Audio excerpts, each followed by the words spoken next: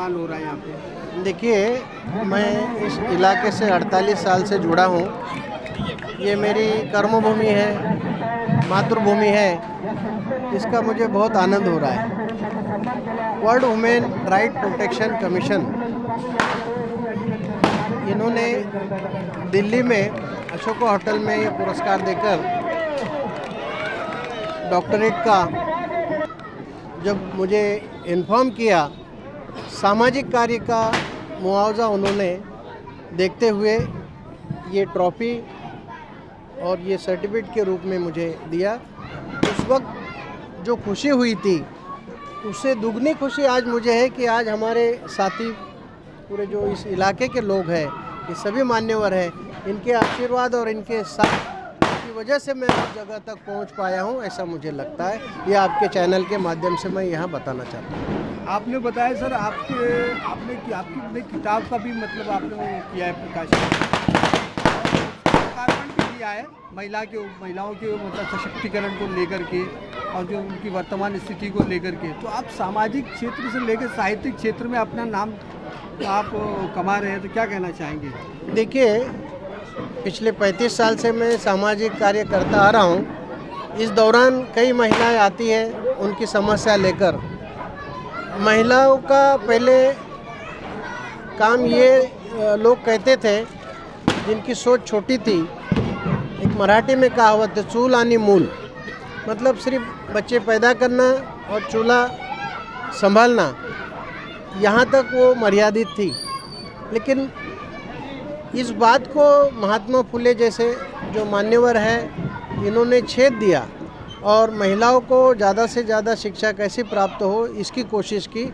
उसकी वजह से महिलाओं ने जो पढ़ाई की, हमारी देश की प्रधानमंत्री भी महिला बनी, हमारी देश की राष्ट्रपति भी महिला बनी, हमारे देश की पहली पायलट भी महिला बनी।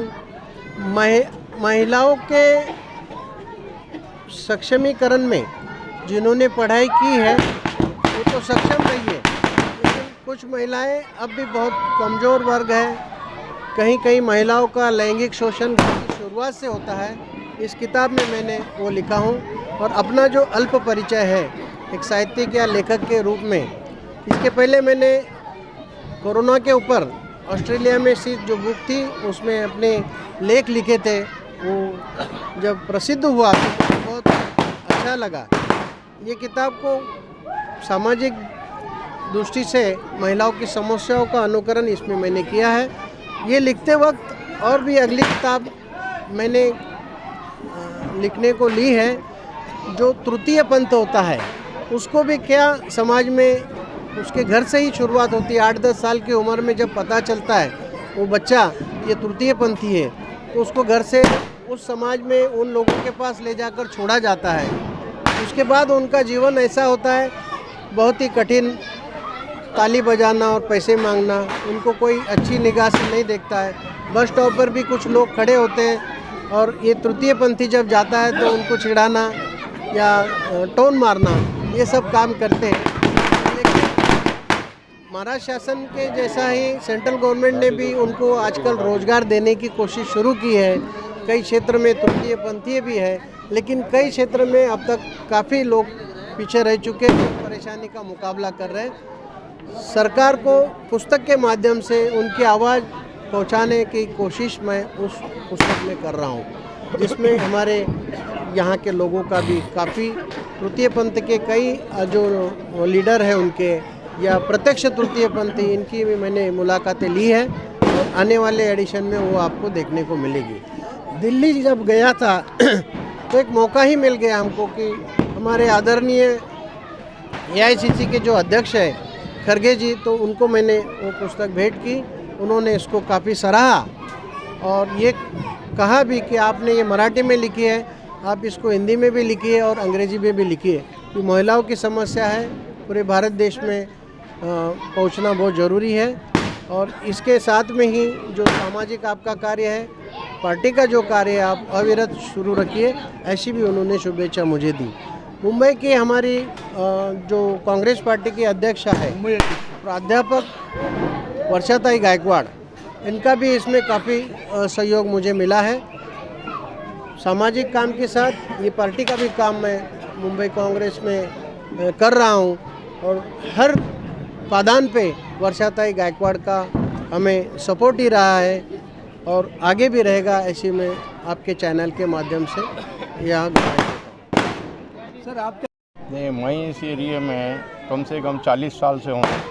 तब से हम सत्तार भाई का नाम सुनते आ रहे थे।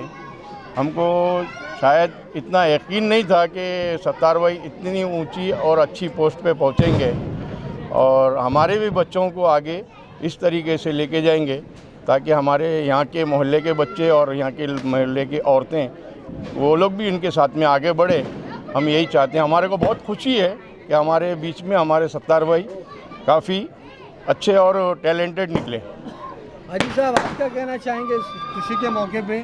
आज सत्तार भाई को इतना बड़ी पदवी मिली और इतना बड़ा बढ़िया नागरिक सम्मान भी यहाँ मिला, दिल्ली से लेके यहाँ के गायकवाड़ नगर में आप इतना बढ़िया सम्मान मिला, उसको आप अवसर पे क्या कहेंगे? बड़ी खुशी की बात है, डॉक्टर सत्तार खान को वर्ल्ड ह्यूमन राइट की जानिब से पुरस्कार मिला। ये हमारे लिए फ़ख्र की बात है। एक स्लम एरिया से निकलकर दिल्ली में इनको अवार्ड मिलता है, वो भी बड़े अवार्ड, बहुत बड़ी बात है। और इन्होंने जो स्ट्रगल किया है, गरीबी हालत में अपनी तालीम को जारी रखा, तो मैं एक आवाम को संदेशा देना चाहता हूँ कि भाई गरीबी में भी आदमी ऊपर आ सकता है पढ़ाई के ज़रिए।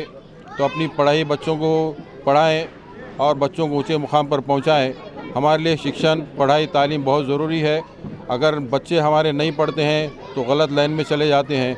तो मैं पहले एक शिक्षक रह चुका हूं और तालीम की अहमियत क्या होती है वो मैं अच्छी तरह जानता हूं।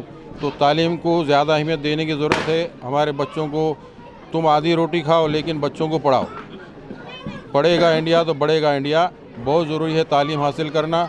आज जो लोग हुकूमत में हैं, बड़े बड़े पोस्टिंग पर हैं, वो पढ़ाई की वजह से हैं। और वो गलत लोग हैं जो हमारे पे हुकूमत भी कर रहे हैं, जुल्म भी कर रहे हैं। तो हमारे को भी आगे आना चाहिए। गरीबी को लेके रोने का नहीं कि भाई हम गरीब हैं, बच्चों को पढ़ा नहीं सकते, या बच्चों ने बोला हम पढ़ नहीं सकते, हम गरीब घर से हैं। इन्होंने साबित किया है कि गरीबी घर से भी आदमी पढ़ के आगे बढ़ सकता है। डॉक्टर सत्तार खान साहब ने LLB की डिग्री हासिल की, PhD की, और आज जो है इतने बड़े बड़े इनको पुरस्कार मिले हैं। ये हमारे लिए खुशी और फ़ख्र की बात है। Thank you.